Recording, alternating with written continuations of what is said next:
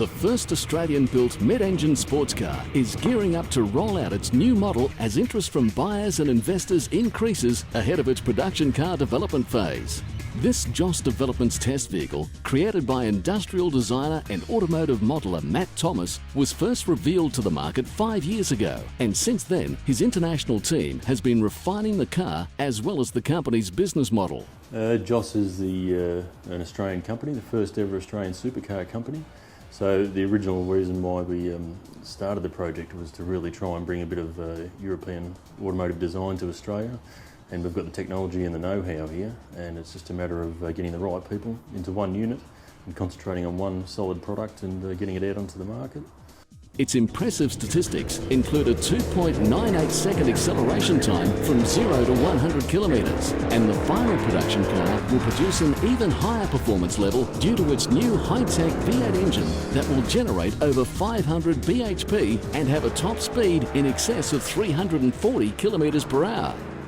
The Joss Supercar has been designed for general road use and will compete against elite marquees such as the Ferrari Enzo, Lamborghini Murcielago and the Porsche Carrera GT, with superior performance yet a more affordable price tag. A supercar typically can be raced on weekends. It's a Grand Tourer, so a lot of cars these days use the term GT, but they're quite lightweight and you can't drive them for a long period of time. Inherently a GT is something that can be driven across continents and in relative comfort, but it's also at the high end of performance and cost. So a GT has to cover many areas. Quite a lot of the time they're specific to regulations for the FIA and things like that, so as the people that want to can go racing on the weekend with the same vehicle. Later on it's quite a big possibility that we'll put out a GT spec for Le Mans. So in essence our main car is a roadworthy vehicle meeting all design regulations and also emissions, but in the end we do want to go racing with the same vehicle, it's just slightly adapted for the racetrack.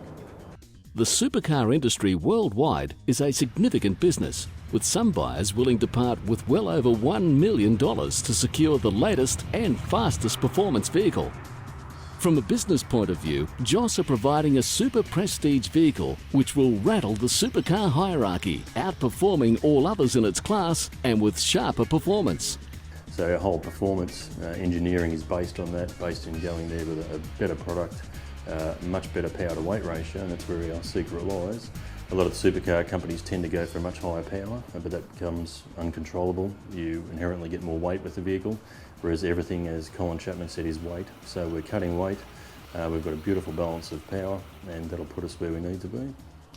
The interest generated from potential buyers over the past few years has been phenomenal, and the initial annual production of 25 supercars will be snapped up very quickly.